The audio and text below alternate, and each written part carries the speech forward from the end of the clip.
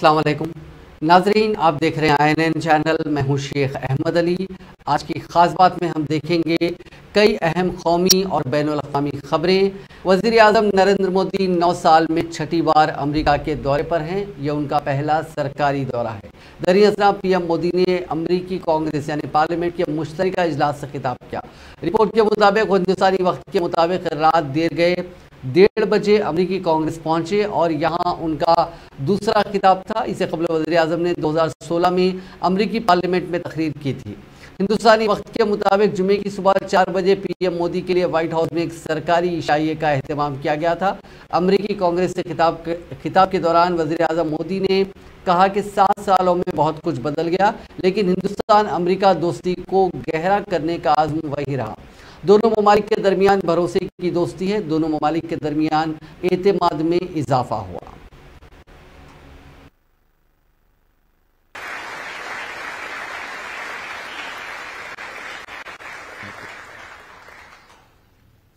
While becoming the fastest growing economy,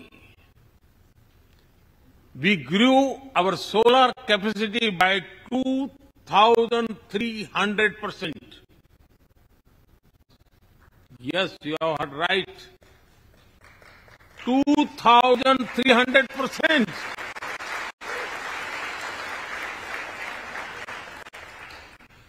We became the only G20 country to meet its Paris commitment.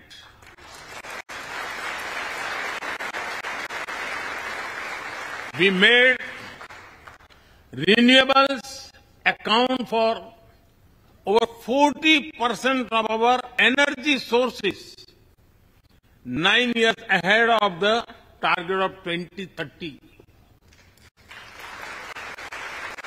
But we did not stop there. At the Glasgow summit, I proposed Mission Life, lifestyle for environment. This is a way to make sustainability a true people's movement. To live it, to be the job of governments alone. By being mindful in making choices, every individual can make a positive impact. Making sustainability a mass movement, we help the world reach the net zero target faster. Our vision is pro-planet progress. वज़ीर आज़म नरेंद्र मोदी ने कहा कि जमहूरियत हमारी रगों में है और जात पात, नस्ल और मजहब की बुनियाद पर किसी के साथ इम्तियाजी सलूक का सवाल ही पैदा नहीं होता। PM मोदी ने कहा कि हमारी हुकूमत सबका साथ, सबका विकास, सबका विश्वास, सबका प्रयास के उसूल पर चलती है और हिंदुस्तान की जमहूरी इक़्तिदार में कोई इम्तियाज नहीं है। अक़लियतों के हुकूक से मुतालिक एक सवाल के जवाब में वज़ीर आज़म मोदी ने कहा कि लोग कहते हैं कि हिंदुस्तान एक जमहूरियत है और जैसा कि सदर बाइडेन ने कहा कि जमहूरियत हिंदुस्तान और अमेरिका दोनों के DNA में है। PM मोदी ने कहा कि जमहूरियत हमारी रगों में है, हम जमहूरियत जीते हैं। हमारे आबा व अजदाद ने आइन को लफ्ज़ों में ढाला। जब हम जमहूरियत में रहते हैं तो फिर इम्तियाजी सलूक का सवाल ही पैदा नहीं होता। World leaders have made commitments to protecting democracy. What steps are you and your government willing to take to improve the rights of Muslims and other minorities in your country and to uphold free speech?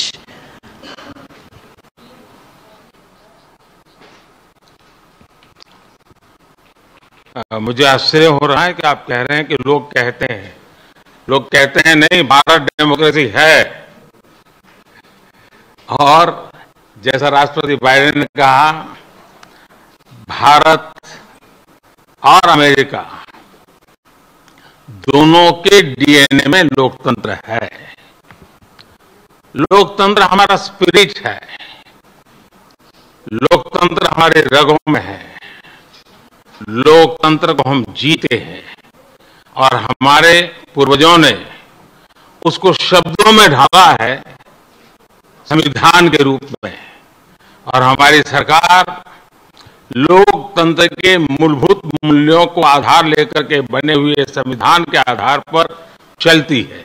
और हमारा संविधान और हमारी सरकार, और हमने सिद्ध किया है डेमोक्रेसी कैन डिलीवर, और जब मैं डिलीवर कहता हूं तब कास्ट, क्रीड, रिलीजन, जेंडर, किसी भी भेदभाव को वहां जगह नहीं होती है। और जब हम लोकतंत्र की बात करते हैं तब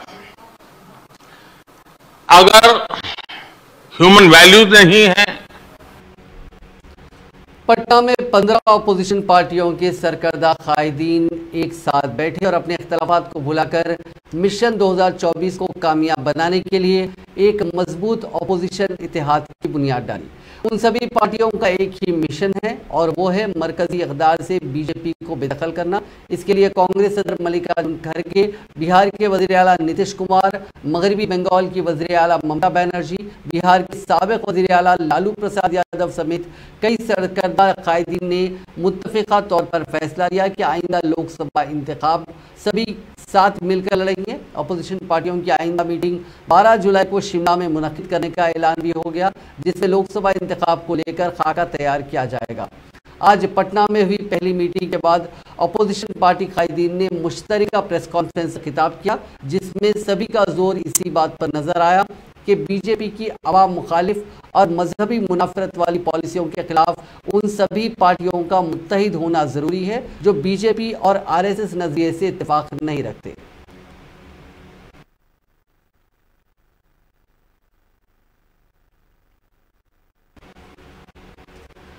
इस मुश्तरका प्रेस कॉन्फ्रेंस से खिताब करते हुए कांग्रेस सदर मल्लिकार्जुन खड़गे और सीनियर कायद राहुल गांधी ने कहा कि हम 12 जुलाई में शिमला में दोबारा मुलाकात करेंगे ताकि एक एजेंडा तैयार किया जा सके। हम इस मीटिंग में इस बात पर तबादला ख्याल करेंगे कि 2024 में बीजेपी से लड़ने के लिए अपनी अपनी रियासतों में काम करते हुए एक साथ कैसे आगे बढ़ना है। एजेंडा तैयार कर रहे हैं और हम 10 या 12 तारीख को फिर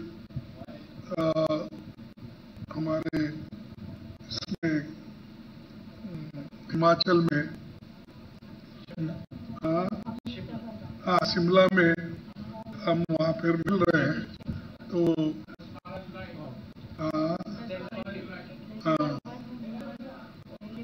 12 जुलाई बोलते ना, जो खैर हाँ ये तो टेंटेटिव है, लेकिन 12 एक 2 दिन में आगे पीछे हो जाएगा, क्योंकि सभी नेताओं को कंसेंट करके फिर उसके बाद में चुनाव भी है बहुत से जगह पंचायत के और दूसरे। इसीलिए हम ये तय किया है कि वहाँ पर बैठकर एक एजेंडा बनाए और उसमें किन किन चीज़ों के ऊपर हम निर्णय ले सकते हैं और आगे किस ढंग से बढ़ना चाहिए। और हर राज्य में तो अलग अलग ढंग से हमको काम करना पड़ेगा, एक ही बात हर जगह नहीं चलती। तो उसके लिए भी हम ये करेंगे कि तय करेंगे कि तमिलनाडु में स्ट्रैटेजी का होना चाहिए, यूपी में। जैसे आप जानते हैं हिंदुस्तान की नींव पर आक्रमण हो रहा है, फाउंडेशन पर, इंस्टीट्यूशंस पर, आवाज पर बीजेपी और आरएसएस आक्रमण कर रही है। मैंने मीटिंग में भी कहा, यह विचारधारा की लड़ाई है और इसमें हम सब एक साथ खड़े हैं। हम में जरूर थोड़ी थोड़ी डिफरेंसेस होंगी, मगर हमने ये निर्णय लिया है कि हम एक साथ काम करेंगे, फ्लेक्सिबिलिटी के साथ काम करेंगे और जो हमारी विचारधारा है जिसको हम शेयर करते हैं उसकी हम रक्षा करेंगे। जैसे खड़गे जी ने कहा, नीतीश जी ने कहा, कुछ ही समय में अगली मीटिंग होगी और ये जो आज हमने बातचीत की उसको हम थोड़ा और गहराई में ले जाएंगे। मगर ये एक प्रोसेस है, ऑपोजिशन यूनिटी की एक प्रोसेस। बिहार के वज़ीर आला नीतीश कुमार ने कहा कि एक अच्छी मुलाकात थी जहां सभी पार्टियों ने मुत्तफ़िक़ा तौर पर एक साथ मिलकर इलेक्शन लड़ने का फैसला किया। जल्द ही इस सिलसिले में मजीद एक और मीटिंग होगी और काफी अच्छी मुलाकात हुई है और एक साथ चलने की सहमति हुई है और उसके बाद अगली मीटिंग कुछ ही दिनों के बाद सब पार्टियों की एक और की जाएगी ताकि उसमें आगे का जो कुछ भी होता है, जो एक साथ तो चुनाव लड़ने के बारे में आज एक सहमति हो ही गई है और सब तरह का सहमति हुआ है, लेकिन एक मीटिंग इसके बाद होगी और वो यही करेंगे, मल्लिकार्जुन खड़गे जी करेंगे। उसके बारे में इन्होंने बता दिया है डेट और वो बताएंगे। अभी हम लोगों ने ही कहा कि जल्दी करना है तो ये लोग अगले महीने जल्दी से जल्दी करेंगे, एक मीटिंग हो जाएगा तो वो तो एकदम समझिए कि वो अंतिम रूप ले लेगा। कौन कहाँ लड़ेंगे, क्या है, सब चीज के बारे में सब हो जाएगा। तो सहमति थी, ये हो गया है और बहुत अच्छे ढंग से और सब लोगों ने माना है कि हम लोग मिलकर के चलेंगे और देश के हित में है। अभी जो भी शासन में है वो देश के हित में काम नहीं कर रहे हैं और सारे इतिहास को बदल रहे हैं। आज वेस्ट बंगाल की वज़ीर आला ममता बनर्जी ने कहा कि हम मुत्तहिद हैं, हम मुत्तहिद होकर लड़ेंगे। एक नई तारीख यहां से शुरू हो रही है। बीजेपी चाहती है कि तारीख बदली जाए और हम चाहते हैं कि तारीख बिहार से बचाई जाए। हमारा मकसद इस फासिस्ट हुकूमत के खिलाफ आवाज उठाना है।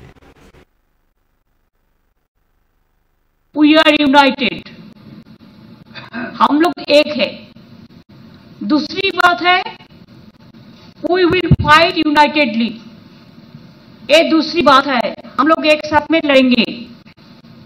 तीसरी बात ये हुआ है कि हमारा लड़ाई, हमको अपोजिशन मत बोलो, हम लोग भी देश का सिटीजन है, हम लोग भी पैट्रियोटिक है, हम भी देशप्रेमिक है, हम भी भारत माता कहते हैं।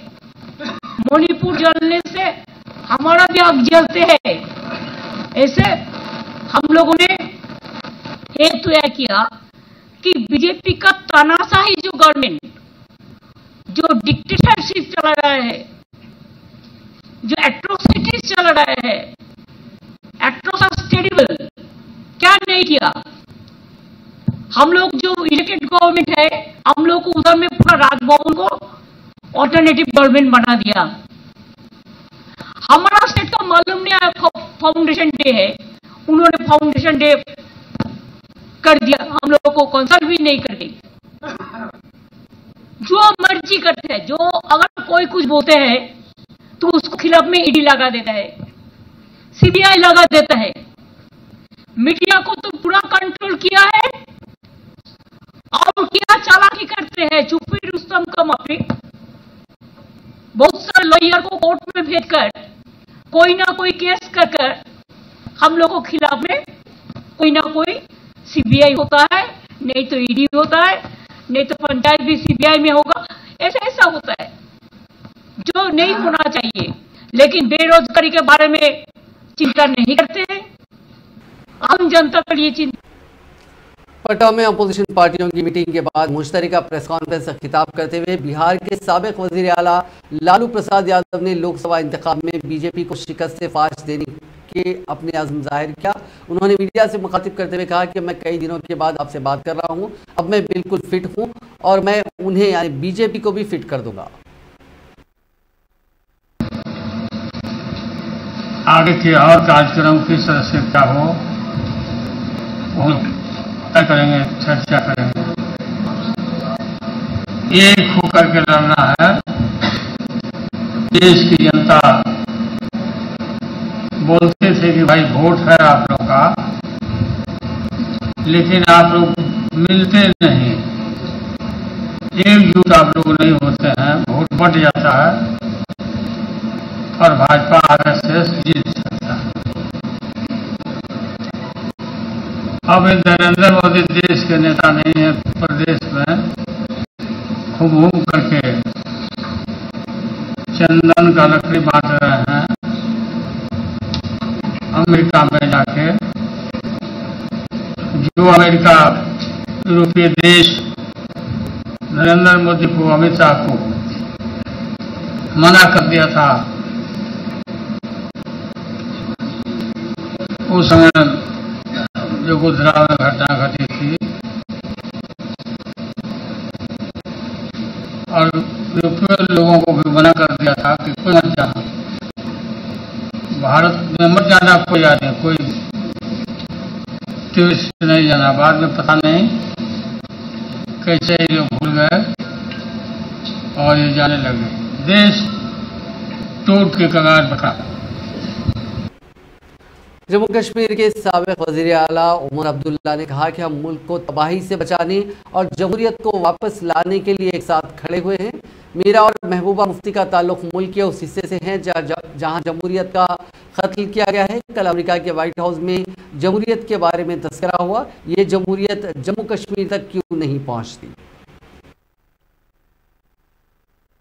और मैं जानता हूं कि आप में से कईयों के लिए खबर ये नहीं होगी कि हम कितने पार्टियों के नुमाइंदे यहां बैठे हैं।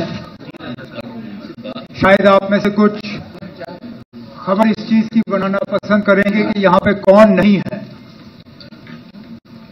मुझे नहीं लगता है कि कौन नहीं है वो ज्यादा महत्व रखती है, बजाय ये कि कौन कौन यहां पे हैं। और बिल्कुल सही कहा, जम्मू कश्मीर से लेकर कन्याकुमारी तक मुख्तलिफ सियासी पार्टियों ने इस मीटिंग में हिस्सा लिया। मकसद हमारा ताकत हासिल करना नहीं है, इक़्तिदार हमारी मंजिल नहीं है। सत्ता की ये लड़ाई जो है ये नहीं लड़ी जा रही है।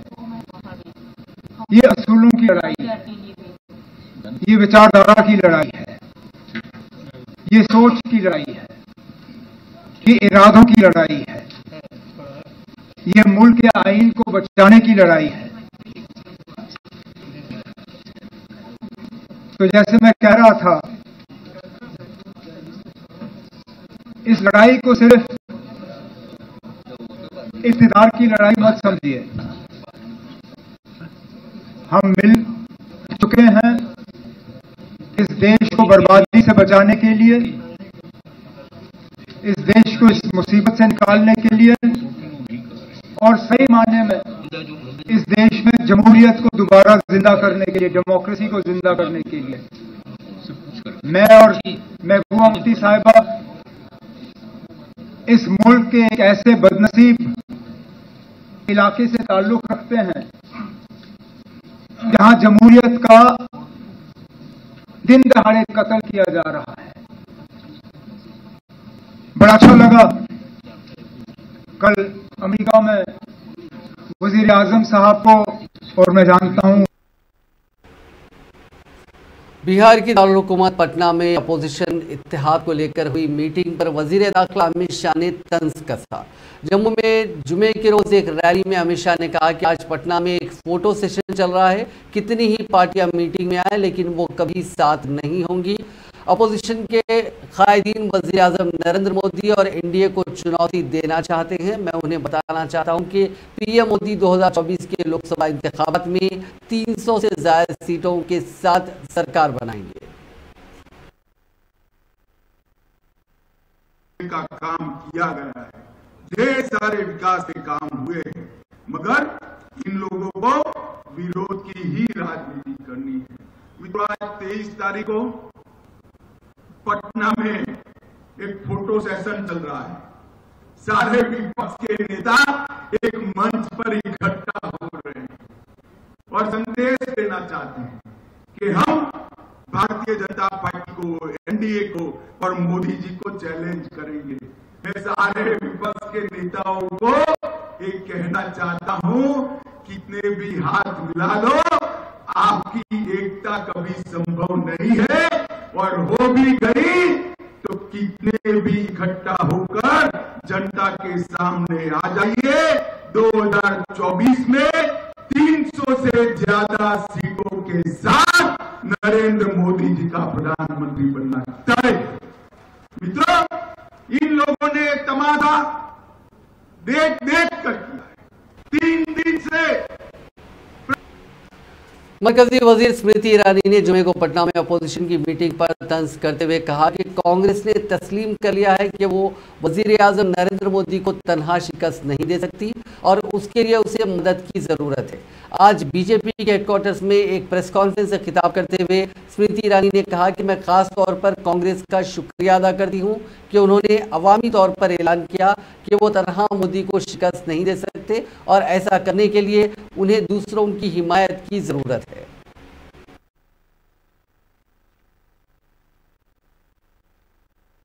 एक दूसरे को आंख नहीं सुहाते थे, एकत्रित हुए एक ऐसे संकल्प के साथ जो भारत को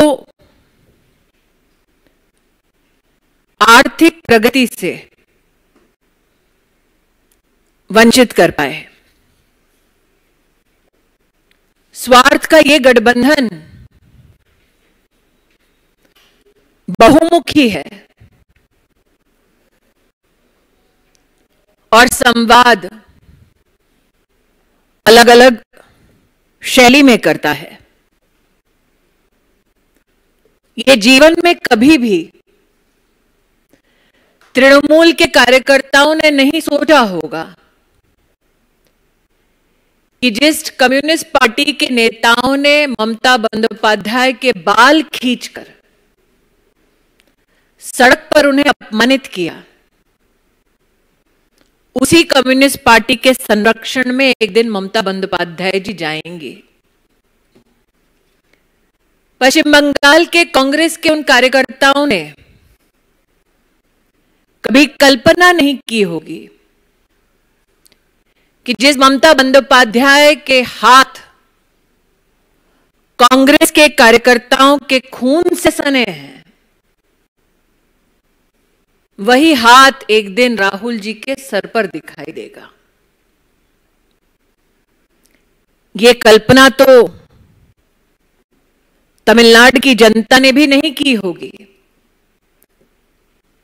कि जिस डीएमके पार्टी को 1990 के दशक में कांग्रेस के शीर्ष नेतृत्व ने ऑल इंडिया मजलिस इत्तेहादुल मुस्लिमीन के सदर असदुद्दीन अवैसी ने आज अपोजिशन की मीटिंग पर कई सवाल उठाते हुए कहा कि मीटिंग में शामिल हुए कायदीन का ट्रैक रिकॉर्ड देखा जाना चाहिए।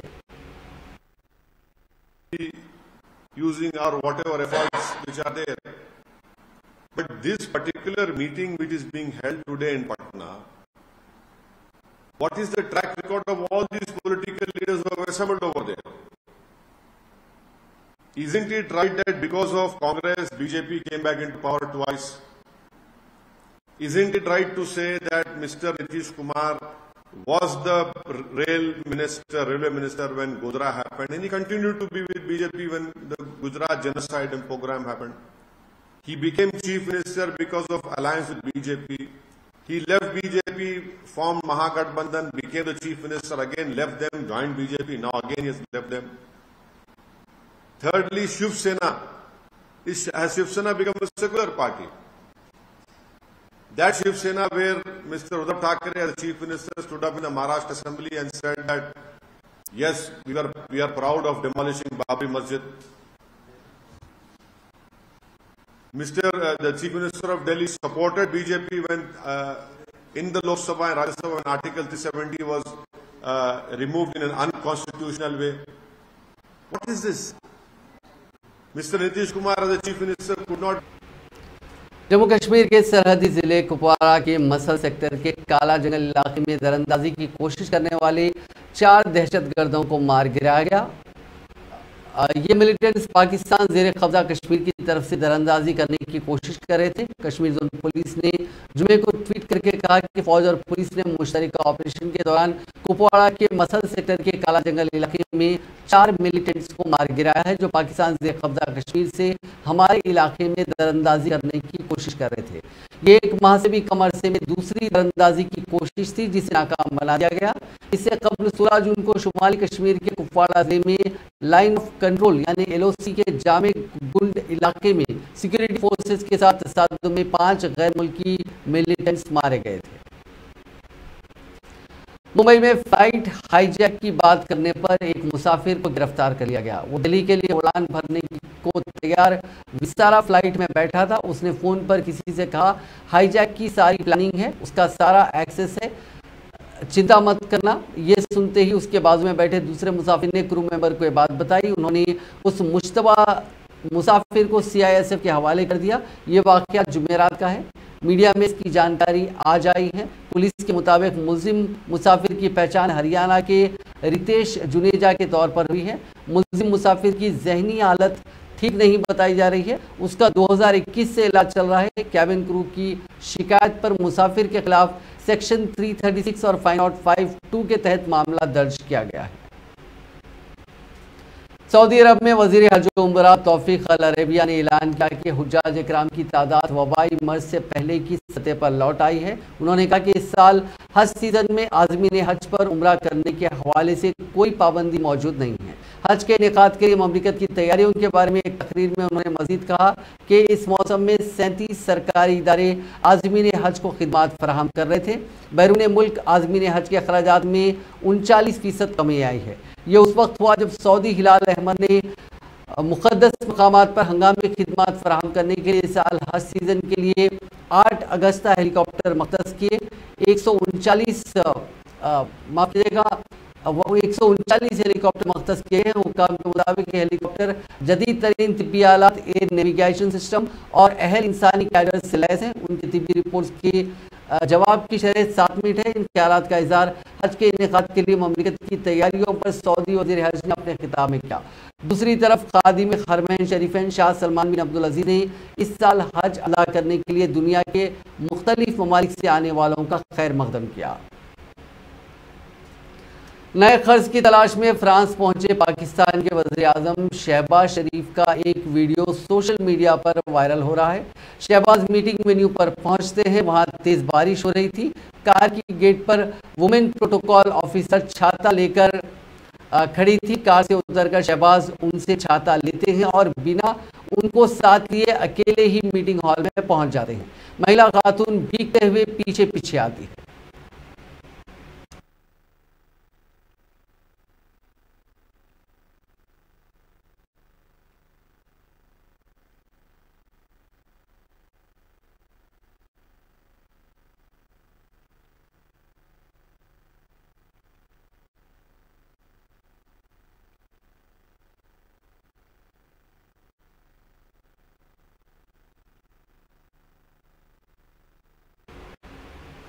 बीजेपी MLA व साबिक वजीर कमीशन बराए पसमानदा तबकात के चेयरमैन गौरी शंकर बिसन पर एक तकरीब में नाबालिग लड़कियों को नामुनासिब तरीके से छूने का इल्जाम आयद किया गया। ये मंजर कैमरे में रिकॉर्ड हो गया और उसे मध्य प्रदेश कांग्रेस ने ट्विटर पर शेयर किया। ये क्लिप अब सोशल मीडिया पर वायरल हो रही है। इस वीडियो में रुकन असेंबली की जानिब से लड़कियों को गैर मुनासिब अंदाज में छूते हुए देखा जा सकता है। उनकी इस हरकत पर सोशल मीडिया पर सारिफीन की जानिब से शदीद बरहमी का इजहार किया जा रहा है। सारिफीन अपने कॉमेंट्स में कह रहे हैं कि बीजेपी MLA साबिक वजीर पसमानदा तबकात कमीशन के चेयरमैन गौरी शंकर बिसन लड़कियों के साथ शर्मनाक काम कर रहे हैं। मध्य प्रदेश कांग्रेस ने लिखा कि बेटियों को बीजेपी कायदीन से बचाएं। नाज़रीन, आज की खास बात में बस इतना ही। आपसे कल मुलाकात होगी नई खबरों के साथ। आप देखते रहिए INN चैनल।